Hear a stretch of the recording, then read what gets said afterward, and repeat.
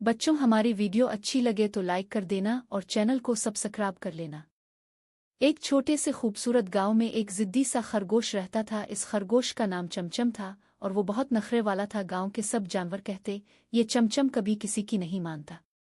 जो बात दिल में आ जाती वही करता और किसी की ना सुनता। गांव के पास एक प्यारा सा बाग था जहां रंग बरंगे फूल और सब्जियां उगती थीं। चमचम रोजाना वहां पहुंचता और सबसे मजेदार गाजरें खा जाता। गांव वाले परेशान हो गए। अरे, ये तो हमारी मेहनत बर्बाद कर रहा है। तभी आया एक ज़हीन बच्चा, अली। अली ने सोचा, अगर बात से ना माना तो प्यार से समझाऊंगा।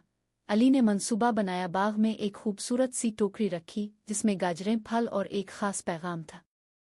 पैगाम में लिखा था, प्यारे चमचम, अगर तुम सब्जियां खाना छोड़ दो तो हम तुम्हें रोजाना गाजरें देंगे।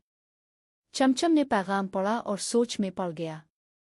गांव वाले नाराज रहे, या रोज गाजरें मिल। अगले दिन वो अली के पास गया। दोनों ने हाथ मिलाया और एक नया मुआहदा किया। चमचम अब बाग की सब्जियां नहीं खाता था, अली इसे रोज कुछ लाता। गांव वाले खुश, बाग महफूज और चमचम सबका प्यारा। चमचम ने अपनी जिद छोड़ दी और सबका दोस्त बन गया।